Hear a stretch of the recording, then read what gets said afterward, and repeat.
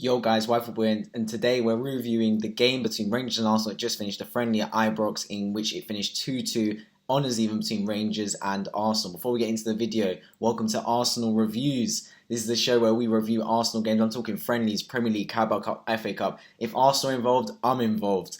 Let's get into it, man. If you're new around here, please consider subscribing on my road to 500. I'm about 70 off now, so I'm around that final corner. Any subs and noties, of course, really appreciative. And also, the shout-out to the person that got the score correct. Thank you to everyone that commented on the preview video, their score prediction. But there can only be the winners of the people that got the score right. And in this case, it was one person, Mr. True Gooner. He's got his comment up on the screen now. Great video, mate. I'm going for a 2-2 draw. Congratulations for getting the score right. Please check out True Gooner's YouTube channel. I'll leave a link in the description. So yeah, well done to you for getting the score prediction right. And unlucky for everyone else that commented. We'll go again when Arsenal go in the Orlando Cup, of course. So, get into a game. It was actually an interesting game. For a friendly, there's a lot to talk about here. I can think of quite a few things already. Let's start with the fact that it was the whole game as a whole, Arsenal played well. I'm not going to lie, you can see the stats up on the screen. I actually enjoyed the game from our perspective. We were attacking, we were on the front foot, we were the dominant team, forcing the mistakes from the other side. It's just, we didn't have our shooting boots on for one reason or other, and defensive lapses. So let's move on to defensive lapses. Boys, our set-piece defending needs major surgery. I'm talking major surgery. The NHS cannot help us. It is atrocious, man. In 2 games in Scotland, we've conceded 3 goals from set-pieces. That is unbelievable. It's just schoolboy defending. No one's picking up anyone. I feel like the matchups are wrong. You've got El Neni on this Wamute Leon Balogun. El Neni, to be fair to me, he's a bit of a hustler, but he's not going to be able to defend him. Put someone like Holding or Murray on him. We've got Pepe at near post duty. He just can't head the ball for his life.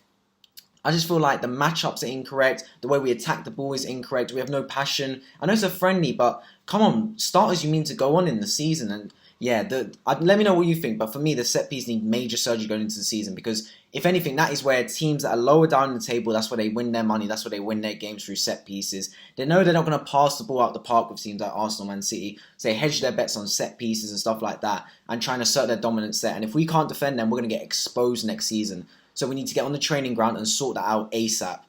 Moving on to the other elephant in the room, Pierre-Emerick Aubameyang. Or was it Kati Aubameyang, or whatever his other brothers are called, Willie Aubameyang. Because who was playing today? Honestly, this brother had 3 glorious chances, sitters. And when I say sitters, I don't mean misses by Aubameyang standard sitters. I mean sitters by Yaya Sanogo standards. By my standards. They were easy, man. The first one, the McGregor, this keeper, he's about 38 years old. I don't even know why he's playing. Same with Defoe. He came off unfortunately to him. Hope his injury ain't too bad. But these brothers, they're touching 40s, man.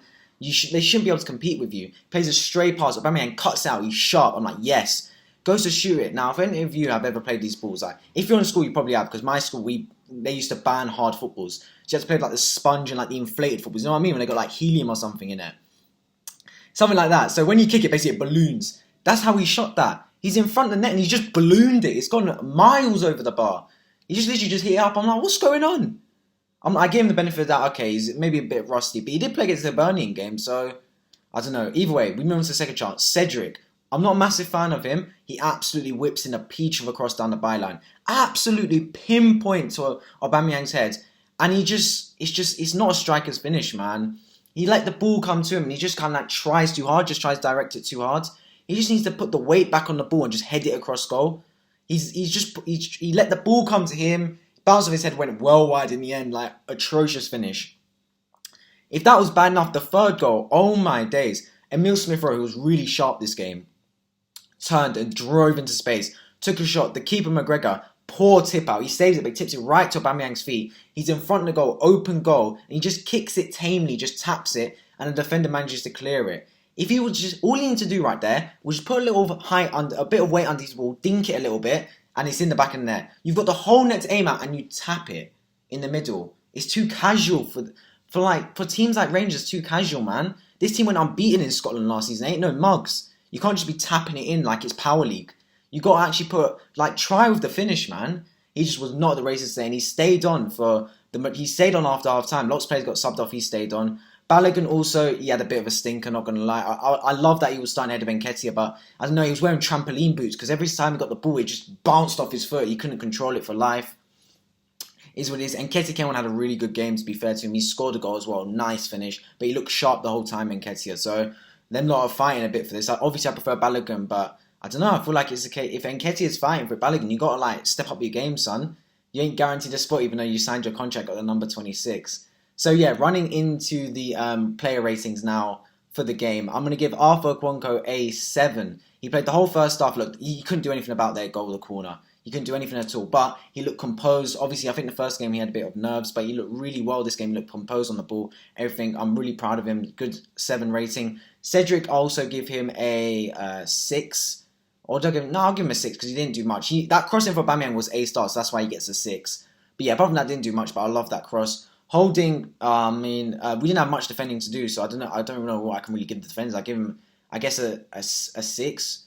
I guess it would have been more, but they conceded an absolutely awful set piece to concede, literally a free header. Same with Mari. Actually, I'll give Mari a 5 because he made a really bad challenge earlier on Bassi because he literally ran past him. And you can tell he hasn't got legs. He just slid in across him and just completely took him out. Even for a friendly, that was a yellow card. And then Nuno Tavares, my boy, the youngster, scored his first goal for Arsenal. What a goal, man. I give him an 8 because it came over. And this is what I'm talking about when I say anticipation in football. It's an underrated stat, ladies and gentlemen.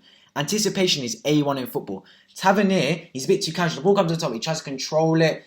He waits too far. He buys his time. As soon as he gets the touch, bang, he's on him. Steals the ball from Tavernier. And then little touch inside and just right foot bangs it across goal. Perfect finish. And yeah, that gave us the equaliser. So what a goal from Tavares. What a debut. I give him an 8 for that. El Neni, a 6. Didn't do much, to be honest. I knew he was playing, but he didn't. He does his normal thing where he just runs around a bit with the ball. He's an energy player, but yeah, apart from that, didn't do much. Thomas, I'll give him a 7 because he intercepted the ball quite a few times. He gave it away in the second half one time when we were through, which really disappointed me because we probably could have scored from that. But apart from that, he was winning the ball back, presence in midfield. So yeah, 7 for Thomas Partey. Pepe was not his best game. Had a couple of chances when he cut inside and just absolutely lofted the ball over the net. But yeah, I'll give him a 6 because he got on the ball, but it definitely was not one of his best games. Emil Smith-Rowe, I'll give a 7 as well, just for the fact that he looked sharp today. When he got the ball, he turned a couple of neat turns, running into space, ball carrying, passing, a bit of all from the midfield, which I love to see from attacking midfielders. Still number 32, not 10 quite yet. Don't know, it's not confirmed yet, but we all think it's going to happen. But yeah, nice game from Emil Smith-Rowe. Balogun, not a great game from him. I'm going to give him a 4.